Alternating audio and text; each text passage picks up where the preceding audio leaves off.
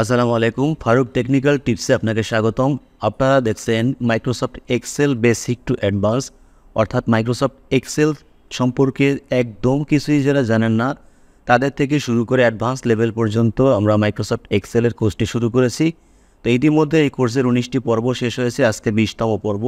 আজকে আমরা দেখাবো অ্যাটেন্ডেন্স শিট, অর্থাৎ হাজিরা তালিকা। এটা কর্মচারীদের হতে পারে, স্কুলের স্টুডেন্টেরও হতে পারে।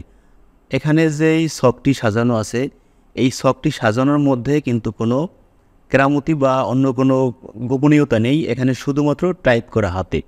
এটা কিভাবে সাজিয়েছি আপনারা ইতিপূর্বে পর্বগুলো যদি দেখে থাকেন তাহলে আপনারা অবশ্যই এই সাজানোটা পেরে যাবেন। এখানে শুধুমাত্র যে কালার করা লেখা, তারপরে এখানে দেখেন প্রত্যেকটা জায়গায় শুধু লেখা এবং কালার করা, অন্য কিছুই এখানে নাই।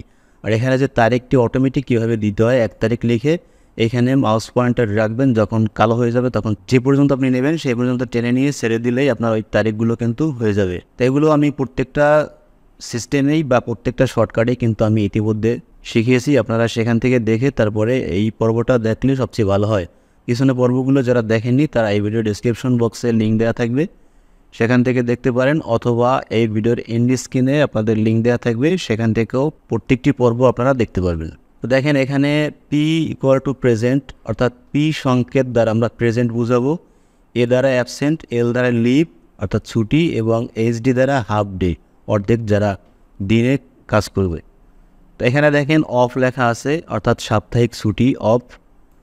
এই দুইটা সাপ্তাহিক ছুটিতে আমরা অফ লিখে দিয়েছি, এবং এখানে যেদিন অফিস করেছেন সেদিন পি লেখা আছে প্রেজেন্ট।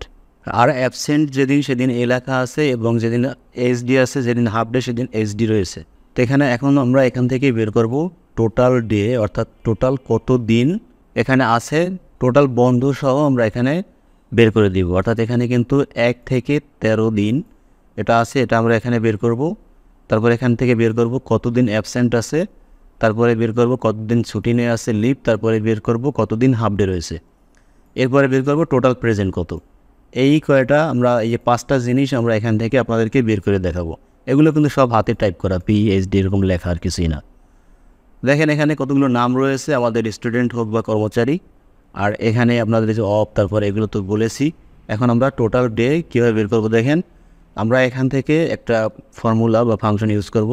তো আমরা সমান সমান সাইনটি দিব, দেওয়ার পরে এখান থেকে লিখে দিব COUNTA, কাউন্ট এ একটা ফর্মুলা আছে, এটা আমরা ইউজ করব। এখান থেকে আমরা ডাবল ক্লিক করব, তাহলে দেখেন এখানে আমাদের একটা ফার্স্ট ব্র্যাকেট চলে আসছে, এবং কাউন্টের সূত্রের ভ্যালুগুলো এখানে কিন্তু চলে আসছে।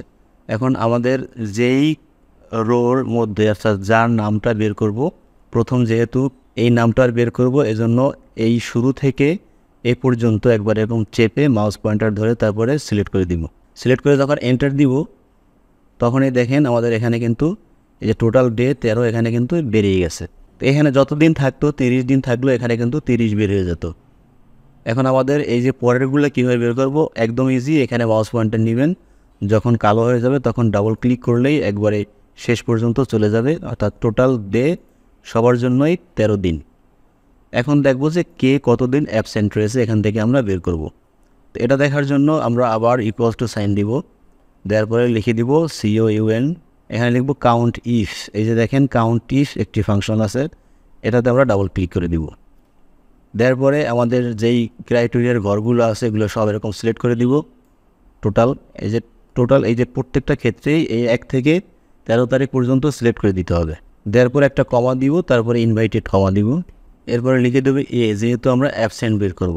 আবার ইনভাইটেড কমা দিয়ে তারপর ফার্স্ট ব্র্যাকেট ক্লোজ করে এন্টার দিব। তাহলে দেখেন এই যে ফারুক, এর অ্যাবসেন্ট রয়েছে মাত্র 1 দিন। এই যে দেখেন এখানে 1 দিন রয়েছে। তো আমরা 1 দিন বের করে ফেললাম। এরপরে আবার এখান থেকে ডাবল ক্লিক করে কে কতদিন অ্যাবসেন্ট এটা আমরা বের করে ফেললাম। এখন বের করব লিভ, অর্থাৎ ছুটি কার কতদিন রয়েছে সেটা বের করব। তা প্রত্যেকের ক্ষেত্রে এই কাউন্ট ইফ ফর্মুলাটি আমরা এখন ইউজ করব। তো এখান থেকে ডাবল ক্লিক করব, করার পরে তারপর রেঞ্জটা আমরা সিলেক্ট করে দিব। সিলেক্ট করে দেওয়ার পরে এখন বের করব আমরা কি লিভ, অর্থাৎ এখন আমরা তাইলে কমা দিব, ইনভাইটেড কমা, তারপরে এল, তারপর আবার inverted comma, first bracket close. আশা করি এই যে শর্তগুলো কীভাবে দেওয়া হয় এগুলো আপনারা বুঝতেছেন। এলের জায়গায় শুধুমাত্র, লিভের জায়গায় শুধু এল দিয়েছি, অ্যাবসেন্টের জায়গায় শুধু এ দিয়েছি, এইচডির জায়গায় শুধু এইচডি দিব, প্রেজেন্টের জায়গায় শুধু পি দিব। তাহলে কিন্তু প্রত্যেকটা বেরিয়ে যাবে। এটা কিন্তু খুবই ইজি, এটা মুখস্থ করা কিন্তু কিছুই নাই। অঙ্কের মতো আপনি সিস্টেমটা যদি বোঝেন তাহলে আপনি কিন্তু সবই করতে পারবেন। তো আমরা এখান থেকে এন্টার দিই, তাহলে দেখেন লিভ এখানে 0, এই ঘরে কোনো লিভ নাই। তো আমরা আবার এখানে নিয়ে মাউস পয়েন্টার ফিল হ্যান্ড করি, তাহলে দেখেন ফিল হ্যান্ডেল করার সাথে সাথে আমাদের সবগুলো কিন্তু বেরিয়ে গেছে কার কতদের লিভ। এরপর আমরা এসডি অর্থাৎ হাফ ডে কত বের করব, আমরা আবার সমান সমান দিয়ে কাউন্ট ইফ লিখে দিব। এই যে দেখেন কাউন্ট ইফে আমরা ডাবল ক্লিক করে দিলাম, তারপর আমরা রেঞ্জটা আবার সিলেক্ট করে দিলাম। এরপরে আমরা কমা দিব, ইনভার্টেড কমা দিয়ে এইচডি দিব, এইচডি আবার inverted comma first bracket close, enter. এখানে হাফ ডে প্রথমটা নাই, পরে যার যার আছে তার ঘরে কিন্তু চলে আসছে। এখন আমরা বের করব প্রেজেন্ট। প্রেজেন্ট বের করতে হলে কি হবে, খালি শুধুমাত্র প্রেজেন্টে পি। তো আমরা এখান থেকে সমান সমান দিব, সমান সমান দিয়ে তারপরে কাউন্ট ইফ লিখে দিব, সিইউ কাউন্ট ইফ। তারপরে আমাদের রেঞ্জটি আমরা সিলেক্ট করে দিব। এরপর আমরা কমা দিয়ে ইনভার্টেড কমা দিয়ে পি লিখবো, আবার ইনভার্টেড কমা দিব।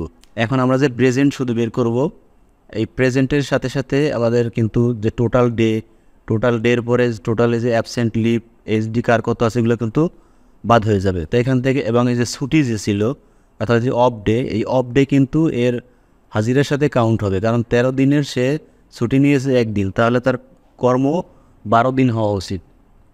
কারণ কি, কারণ হচ্ছে যে অফ ডে যেদিন এই দিন তো সে এমনিতেই ছুটি পাবে। এই জন্য শুধু যদি পি দিয়ে দেই তাহলে শুধু প্রেজেন্টের ঘরে আসবে কি, শুধু আসবে এই যে 13, এখানে আসবে 2টা বাদ দিলে আসবে হলো 11, এবং এই যে অ্যাবসেন্ট বাদ দিলে তাহলে হবে কর্মঘণ্টা হবে 10, কিন্তু হওয়ার কথা হলো 12। এই জন্য আমরা এখান থেকে এই যে প্রেজেন্টটি প্রথম বের করে ফার্স্ট ব্র্যাকেট ক্লোজ করব। ফার্স্ট ব্র্যাকেট ক্লোজ করার পরে আমরা প্লাস চিহ্ন দিব।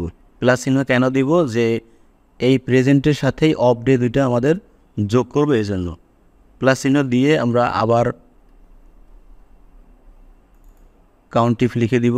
লিখে দেওয়ার পরে আবার আমাদের রেঞ্জটা সিলেক্ট করে দিব, এখান থেকে আবার সিলেক্ট করে দিতে হবে সেকেন্ড টাইম, ঠিক আছে। সিলেক্ট করে দেওয়ার পরে আবার একটা কমা দিব, তারপরে ইনভার্টেড কমা অফ লিখে দিব, আবার ইনভার্টেড কমা দিয়ে ফার্স্ট ব্র্যাকেট ক্লোজ করে ওকে দিব। তাহলে দেখেন আমাদের প্রেজেন্ট 12 দিন হওয়ার কথা 12 দিন হয়ে গেছে। এখন এখান থেকে ফিল হ্যান্ডেলে ক্লিক করলে তাহলে দেখেন প্রত্যেকের যত দিন কর্মঘণ্টা ছিল বা কর্ম ছিল তা কিন্তু সব বেরিয়ে গেছে। তো এই ছিল আজকের অ্যাটেন্ডেন্স শিটের টিউটোরিয়ালটি যদি ভালো লাগে তাহলে অবশ্যই একটি লাইক দিয়ে দেবেন এবং চ্যানেলটি সাবস্ক্রাইব করে দেওয়ার জন্য বিশেষ অনুরোধ থাকবে। সকলে ভালো থাকবেন, আল্লাহ হাফিজ, আসসালামু আলাইকুম।